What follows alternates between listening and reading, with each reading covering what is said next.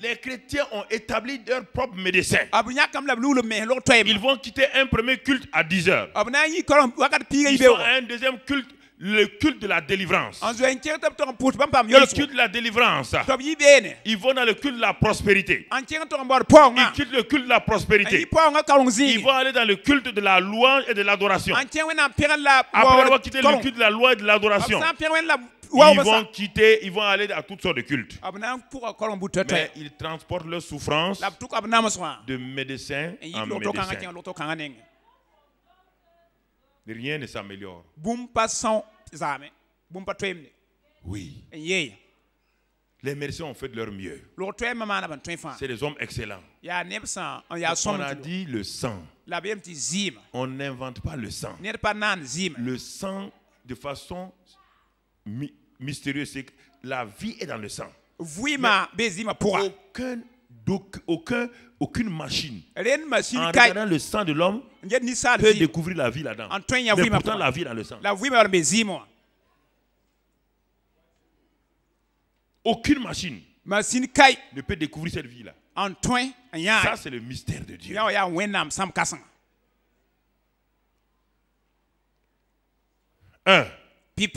Sa souffrance ne s'est pas arrêtée au niveau physique. Cette femme était riche.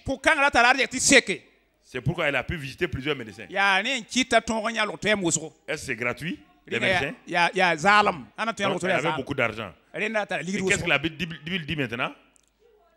Elle a souffert entre les mains de plusieurs médecins. Elle avait dépensé tout ce qu'elle possédait. Elle avait dépensé tout ce qu'elle possédait.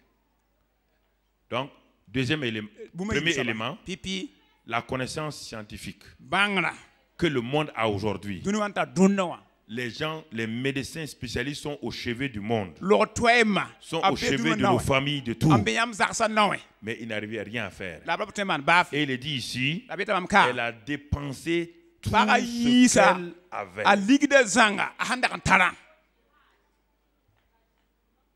Elle a dépensé tout ce qu'elle avait. Et elle s'est rendue compte que non seulement les médecins n'ont pas pu l'aider, et que même son argent là, qui l'élevait aux yeux des hommes, ne pouvait pas l'aider. Elle s'est rendue compte que son argent pouvait acheter des comprimés sans donner la guérison. Elle s'est rendue compte que son argent pouvait acheter un bon lit sans donner le sommeil. Elle s'est rendue compte que son argent pouvait acheter de beaux habits sans lui donner la beauté. Elle s'est rendue compte que son argent pouvait acheter des livres sans lui donner l'intelligence. Elle s'est rendue compte. Le monde s'est rendu compte aujourd'hui. Le monde se rend compte qu'ils ont l'argent, mais ils n'ont pas le sommeil. Ils ont l'argent, ils n'ont pas l'intelligence. Ils ont l'argent, mais ils n'ont pas la paix. Ils ont l'argent, ils n'ont pas la joie du cœur. Ils ont l'argent. C'est ça qu'on arrive à ce point-là. Sur le plan scientifique, elle est arrivée à ses limites. Sur le plan financier, elle est arrivée à ses limites. Alors qu'est-ce qui va se passer, frère? Et Dieu regardait. Dans la ville là, il y avait quelqu'un il y a longtemps. Elle avait une solution dans la ville.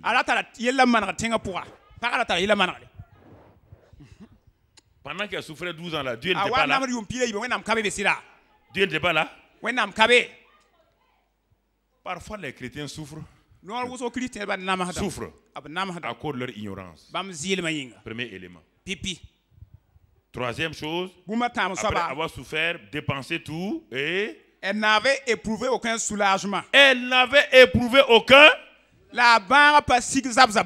Et pour terminer, mais elle était allée plutôt en empirant. Elle était allée plutôt en empirant, ça veut dire qu'elle allait droit à la quoi? À la mort. Alors, bien aimés frères et sœurs, je vous pose la question ce matin. Voici la situation que les gens traversent, que les gens ont. Elle était sans espérance. Parce que elle ne connaissait pas le Dieu de l'espérance. Écoutez-moi, frères et sœurs. Ce que je vous dis ce matin est est très important pour nous qui sommes là et nous disons que nous croyons. Cette femme était aussi une croyante.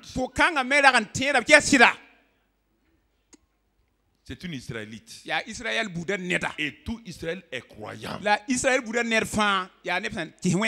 Mais croire et la foi, c'est différent. Elle croyait. Elle priait. Ce n'est pas une païenne. Elle priait. Elle allait à la synagogue. Mais rien ne se passait. Elle avait une belle religion, le judaïsme. Mais elle s'est rendue compte que le judaïsme, avec toutes ses lois, ne pouvait pas lui donner ce qui lui manquait, la vie. Ce que je vais vous dire ce matin, là, il lui manquait une seule chose. C'est quoi? C'est la vie. Elle s'est rendue compte que tout ce qu'elle faisait là, arrêtez-vous et regardez ce matin. L'élément essentiel qui vous manque, que vous n'avez pas saisi de façon claire, c'est la vie. La Bible dit, écoutez, je veux dire, Jésus dit que lui, il est venu pour donner de quoi? Et la vie de façon comment? La vie abondante, c'est la vie qui dépasse la vie souchée. La vie souchée, c'est la vie naturelle. Lui, il est venu donner une qualité de vie qu'on appelle la vie Zoé.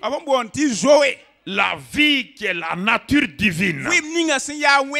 Cette nature divine qui vient couver le naturel. Qui vient contrôler le naturel. Cette vie divine qui est la source même de la vie. Cette vie, quand elle vient, elle met au dehors la mort. C'est cette vie que Jésus a amenée. Et c'est ce qui manquait à cette femme-là. Elle avait la vie souchée, la vie naturelle, mais la vie qui lui manquait, c'est cette injection de vie et d'énergie qui vient de Dieu et de Dieu seul. Et cette vie n'a pas besoin de réparer. Elle est créatrice. Elle est créatrice. Elle enlève ce qui a été totalement gâché et elle apporte la vie. Elle n'améliore pas. Si nous comprenons ça, quand la Bible dit que celui qui a Jésus-Christ, il a la vie éternelle, c'est que nous ne comprenons pas les termes bibliques. Nous sommes nés déjà de notre père et de notre mère. Nous avons la vie souchée.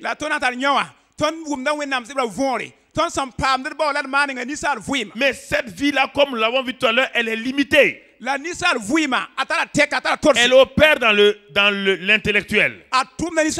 Cette vie opère dans les choses scientifiques. Elle opère dans les choses morales et religieuses. Mais elle est incapable d'apporter la vie, la satisfaction totale, l'espérance et tout ce dont nous avons besoin d'opérer sur cette terre. Bien-aimés frères et sœurs, et nous la cherchons avec des hommes. Nous cherchons cette vie-là avec des hommes. Et quand la femme était fatiguée, sans espérance, sans rien, la Bible dit ici, elle a entendu parler de Jésus. Écoutons, les termes bibliques. Écoutez ce matin-là. Ne me dites pas que vous avez entendu parler de Jésus. Ne me dites pas cette phrase laconique-là. J'ai entendu parler de Jésus. Ici, l'expression, elle a entendu parler de Jésus. Va au-delà de ce que les gens parlent de Jésus comme cela. Quelque chose de spécifique va se passer. Quand vous avez entendu parler de Jésus, ça veut dire que une révélation vous vient sur Jésus. Et votre situation dans laquelle vous êtes aujourd'hui, face à ce Jésus dont vous venez d'entendre parler là, cette situation ne peut pas rester la même. ne peut pas rester la a même. va twin power pin bara Jamais. bara.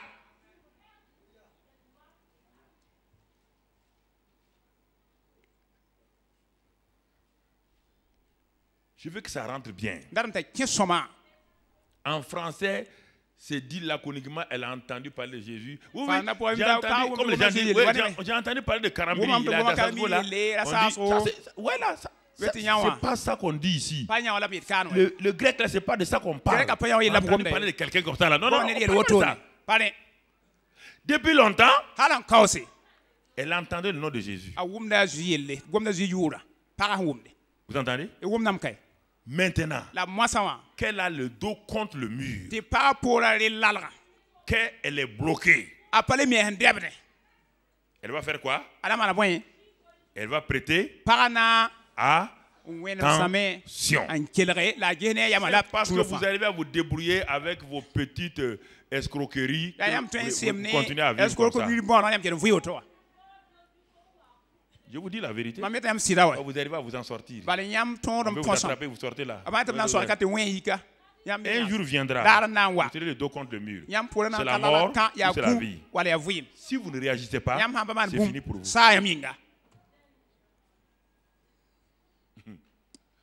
Vous voulez blaguer avec Jésus.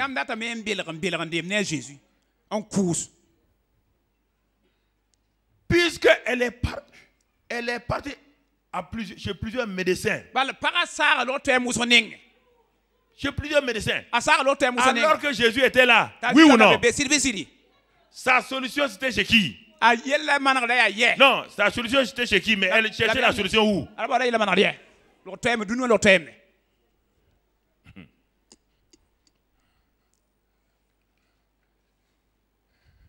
Il y a des gens qui doivent être à genoux totalement pour enfin dire, vous me dites c'est faux.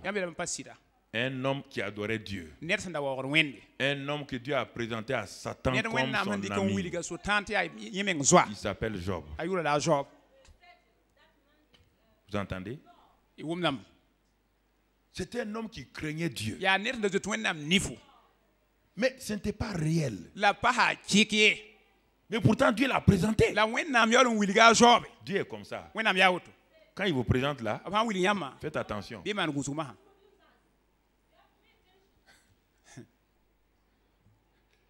Quand Satan vous attaque, Dieu vous présente à Satan comme son ami. Mais tu dois faire attention maintenant. Quand Satan est parti, il faut dire à Dieu, est-ce que vraiment je suis ton ami? Dieu dit, bon, j'ai dit ça, comme c'est Satan qui était là, j'ai dit que tu es mon ami. Maintenant, est-ce que toi, tu es mon ami?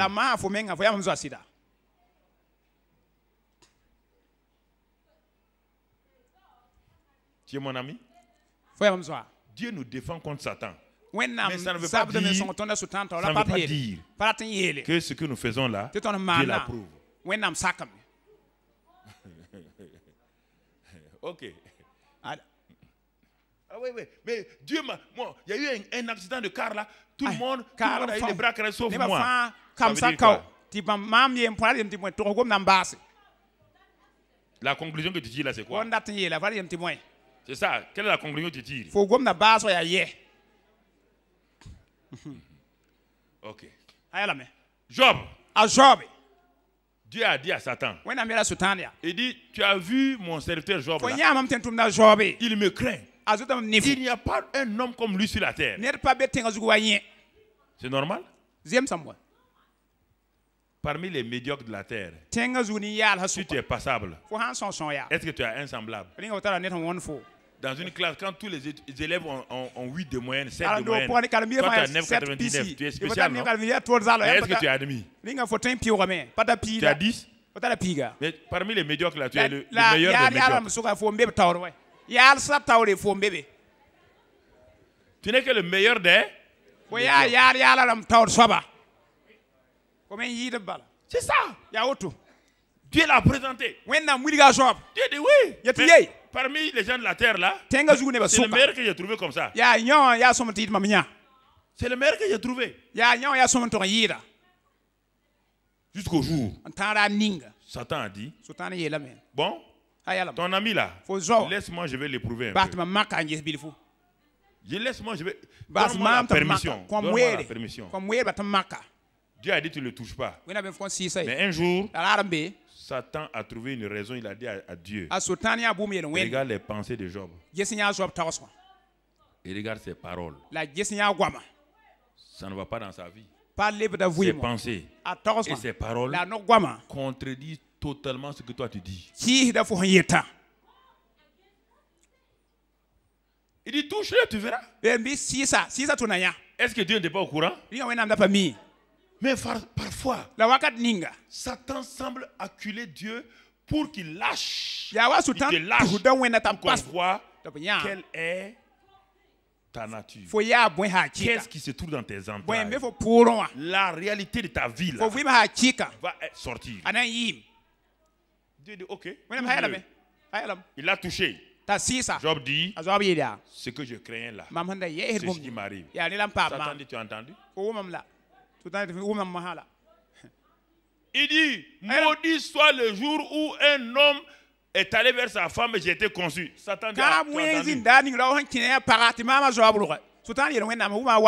c'est l'homme de foi là comme ça.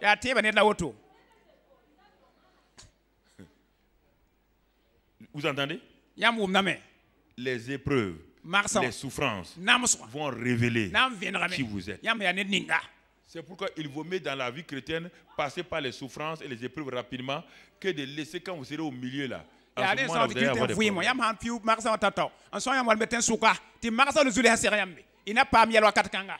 Si dès les premières années vous passez par les souffrances là, vous devenez une marmite solide. Mais si vous laissez vous flatter, vous laissez Satan vous amener, vous allez arriver au milieu. S'il vous frappe, tout le monde est découragé. Vous allez tomber en morceaux. Je vous dis, c'est lui comme ça. Oui. Quand Dieu est venu parler à Job, Job confesse enfin, j'avais entendu parler de toi, mais comment? Vaguement. Voici un homme que Dieu a présenté comme son ami. Maintenant, il dit la vérité. Il n'avait simplement entendu que parler de toi.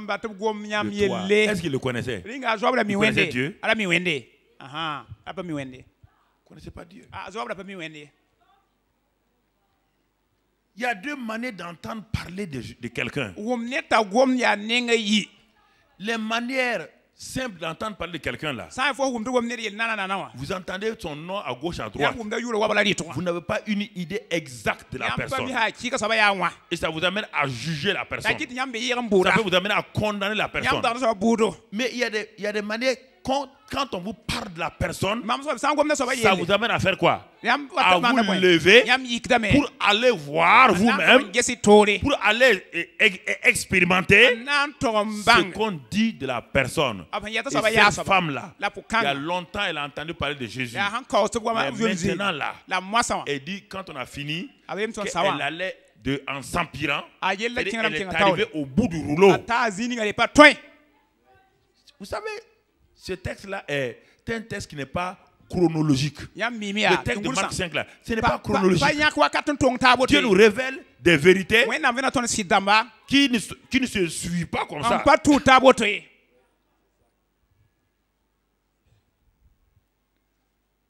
Alors, Dieu va nous révéler quelque chose ce matin. Maintenant que de façon claire,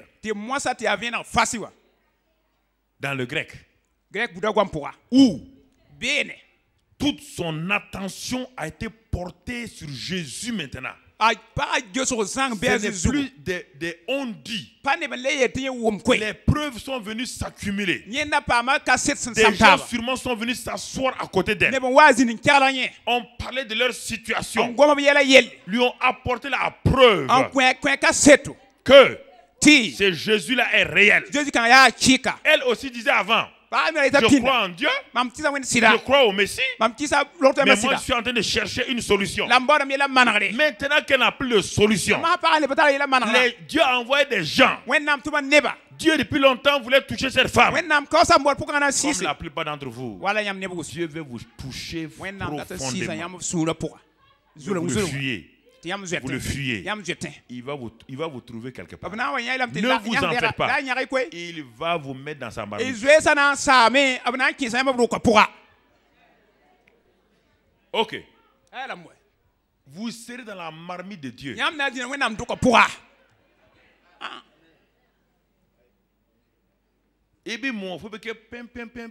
Na zina be abna ndu ko Tu vas cuire quand la femme est en train de faire cuire de l'igname. De temps en temps elle soulève, elle pique pour voir. L'igname n'est pas encore cuit. Banda kuya wala busa amin kosam ya nan pa bitale le sam fon non. Ti wihidi. Parfois Dieu fait comme ça. Wa ni me na manda.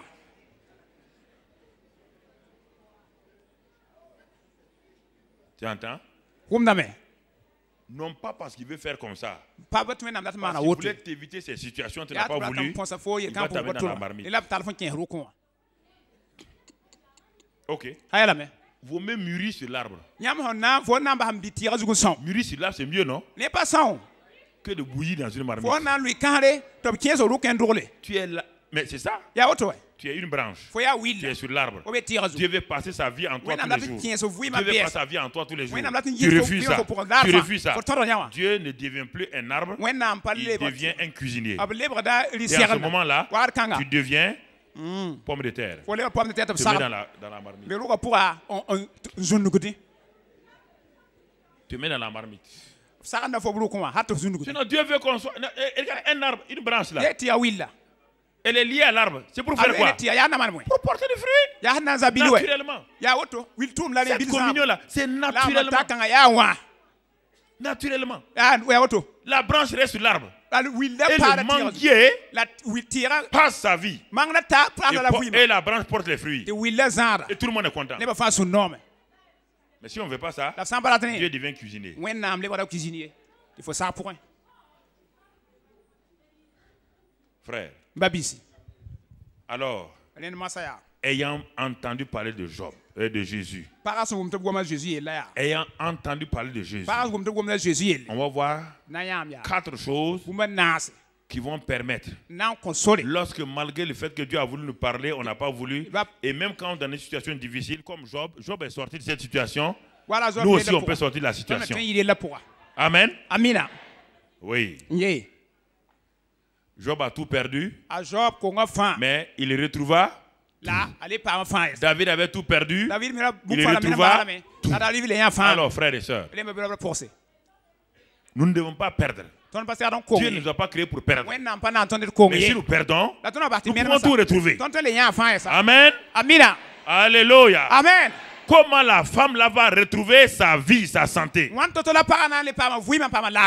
Comment va-t-elle retrouver?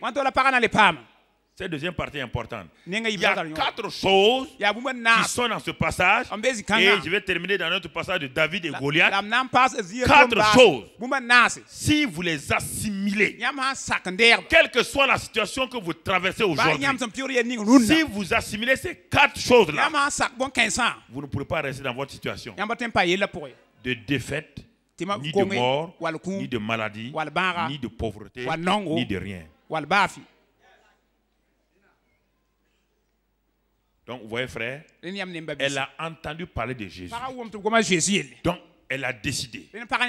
Premièrement, ça, c'est pas la première chose, mais la première chose, ça, c'est le préalable. Elle a entendu que Jésus guérit. En ce moment-là, elle a tourné le doigt à qui? Elle a tourné le doigt à qui? Pour aller vers qui? C'est-à-dire que l'ennemi du meilleur, c'est quoi? Le bon. L'ennemi du meilleur, c'est pas le mal. L'ennemi du meilleur, c'est le bon. Quand les gens sont bons, quand quelqu'un ne tue pas quelqu'un, il ne boit pas, il ne croque pas, il ne fume pas, il ne fait pas la cour aux femmes. Quand tu parles de Jésus, mon fils, je ne bois pas. Je ne fais pas de mal à quelqu'un. Dieu même sait ça. Pour accepter Jésus, c'est difficile. Comprenez? Mais un brigand qui est dans la prison, face à la mort, quand tu dis que Jésus peut le sauver, alléluia. Je suis là. Jésus peut me sauver. Alléluia. Je vous ai raconté la vie de cet homme, ce vieux-là, très riche. Le jeune évangéliste est parti pour lui parler de l'évangile. Il dit, papa, je suis venu témoigner. Le papa était dans son premier salon. Il l'a fait asseoir. La moquette là est comme ça. Les fauteuils balancent, mon frère. Le jeune s'est assis. Il dit, papa, je suis venu te parler de Jésus. L'homme l'a écouté. Quand il a fini de parler de Jésus, le vieux s'est levé. Il a pris la main du jeune. Il allait dans le deuxième salon. Il dit, petit, regarde le salon là. C'est venu directement de Londres. Ton Jésus là, il t'a donné salon comme ça. Le jeune dit, non, non, non. Mon fils, viens. Troisième salon. Ça vient de Hong Kong. Hong Kong. Jésus t'a donné un salon de Hong Kong. Le jeune dit non. Il dit, petit, viens. Il descend au sous-sol. Quand il ouvre le garage, les 4 sont alignés comme ça. Mercedes. Il dit, tu as quelle voiture? Le petit dit, j'ai pas de voiture. Petit, va parler de Jésus au dehors. Ceux qui n'ont pas d'argent, qui n'ont rien là, va parler de Jésus. Le petit a dit oui. Merci papa. Il est parti. Le vieux dit, mais voilà. Où est les gens comme ça? Des escrocs comme ça. Ils ont échoué à l'école. Ils ne travaillent pas à l'école. Ils disent Jésus. Tous les jours, c'est Jésus. Quel Jésus ça? Nous tous, on connaît Jésus. Ma femme, on va à la messe, non? Alors, on prend la Sainte Eucharistie. Il faut que le gouvernement prenne une loi pour arrêter tous ces escrocs-là. Un an plus tard, le vieux se lève un matin. Il ne peut pas respirer. Rien. On fait examen. On l'envoie à Londres. Il arrive à Londres. Les médecins regardent. Dis, monsieur, c'est dommage. Vous avez un cancer terminal. Dans un mois, vous êtes cuit. Comme la femme là, c'est pas ça? Dans un mois, tu es cuit et tu es biscuit.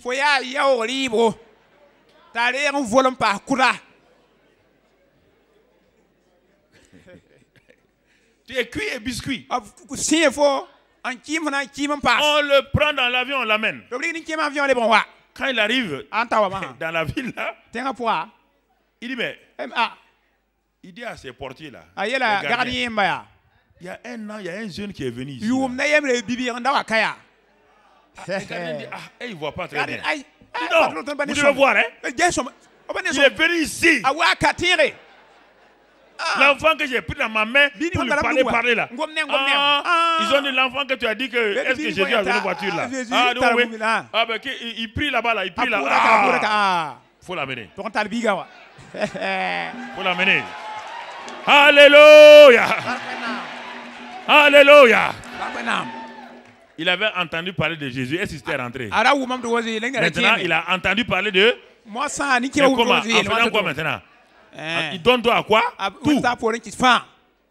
Le jeune homme vient. Il dit assois-toi, jeune homme. Lui, il se lève, il donne chaise vite. Il dit assois-toi, assois-toi. Il dit, mais Jésus là, il est encore vivant? Le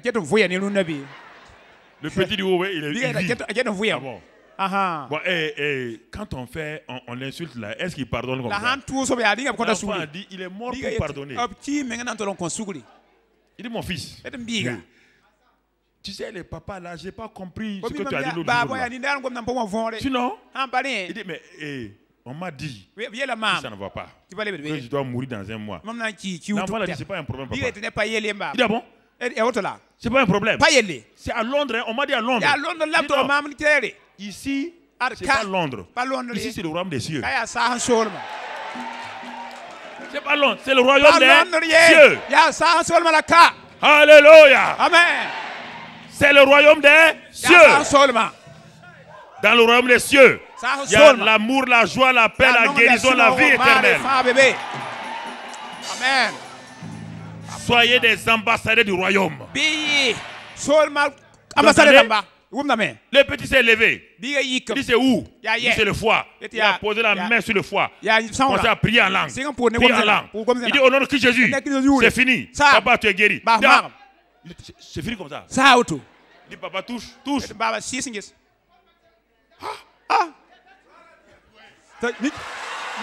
Alléluia. Le vieux est devenu danseur de Rasta. Alléluia. Ça c'est Jésus. Ça c'est Jésus. Alléluia. Apprenez à le découvrir comme ça. Apprenez à le découvrir. Alléluia. C'est Jésus est ici maintenant présent. Hey!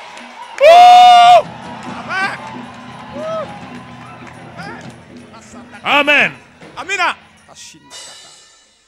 Elle a renouvelé ses pensées. Elle a changé ses pensées. Elle a transformé ses pensées. Elle a commencé à marcher maintenant vers qui? Vers Jésus. Vers Jésus. 4 choses qu'elle va faire. 4 choses. Simplement. La première chose se trouve devant nous. Et au verset 28, car elle disait. Maintenant, quand vos pensées sont alignées sur la parole de Dieu, quand vos pensées s'adaptent à la parole de Dieu, quand vos pensées sont totalement alignées sur la parole de Dieu, votre bouche va faire quoi? Elle va parler. Elle parle. Votre bouche va décider votre destinée. Votre bouche là, elle produit la mort et la vie. Je vous dis ça de vous méfier de votre bouche. Pas de votre bouche à l'église. Votre bouche à l'église là est parfois très hypocrite. Elle dit alléluia. Parce que vous devez dire alléluia. Si vous ne dites pas alléluia, votre voisin va dire qu'est-ce que tu dis? La bouche du chrétien à l'église là. Le chrétien a 2 bouches. Quand il arrive devant le bâtiment de l'église, il enlève sa bouche de tous les jours, il met dans sa poche. Il prend la bouche chrétienne là, il met là-dedans. On dit alléluia, alléluia. Gloire à Dieu. Quand il sort, il enlève la bouche chrétienne et met dans l'autre poche. Il prend sa bouche de tous les jours, il met là. C'est impossible. On va nous tuer ici. La crise là, la vie chère. On va mourir. Le gouvernement même, qu'est-ce qu'ils font ici? Ce gouvernement là, on ne les comprend pas. Le mardi, on dit de venir prier. Il enlève sa bouche et il met dans sa poche. Dis maintenant, priez pour le gouvernement. Pour que nous ayons la paix. Il dit, alléluia, bénis le gouvernement. Dieu dit, toi, tu as 2 bouches, quoi. Tu as 2 bouches, hein. Ta bouche du dehors et ta bouche du devant, là. C'est 2 bouches. Seigneur, c'est comme ça. Oui.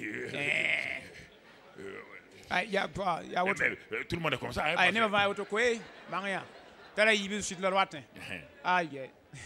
Elle disait. Elle a mis des paroles positives dans sa bouche. Elle a arrêté de dire qu'elle va mourir. Elle a arrêté de dire aux gens qui viennent la saluer. Comment ça va? Au lieu de dire ça ira, elle a dit je suis guéri. Les gens disent ah bon? Elle est devenue folle. Elle dit qu'elle est guérie. Elle Quand on est parti la voir, là, elle ne peut même pas se lever. Elle dit qu'elle est guérie. Elle est devenue folle. Votre bouche doit dire ce que Dieu a dit. Votre bouche ne dit pas ce que vous ressentez. Votre bouche ne dit pas votre situation. Votre bouche ne décrit pas la condition. Votre bouche dit ce que votre position vous donne. Votre bouche ne dit pas que ça n'ira pas, qu'on va nous enterrer ici. Ta bouche ne dit pas ça. Si tu dis qu'on va t'enterrer, on va t'enterrer. Ta bouche va creuser ta tombe. Je reviens sur ça parce qu'au bout d'un mois, les gens oublient tout l'enseignement. Dès qu'on donne un enseignement, dès qu'un mois passe, ils oublient ça complètement. Elle disait, elle parlait, elle sait ce qu'on dit. Si on croit ça, la chose, on la verra s'accomplir.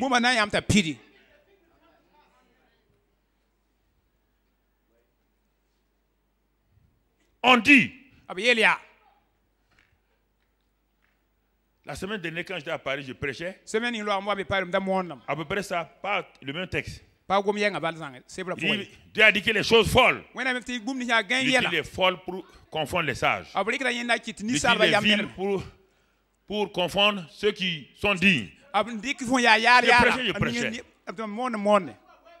Je ne savais pas que c'est la femme d'un grand pasteur. Elle a dit une bêtise là. Alors, comme vous savez, vous me connaissez, j'ai dit, mais tu es folle alors.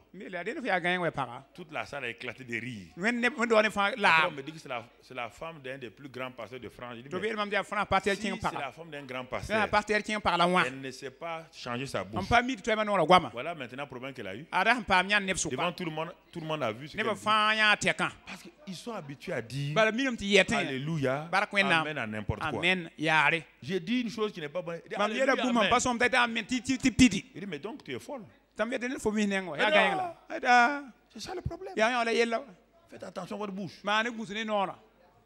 Faites attention à votre bouche. Faites attention. Votre bouche crée votre destinée. Ce que vous dites là, c'est ça qui va s'accomplir. Vous ne pouvez pas faire autrement.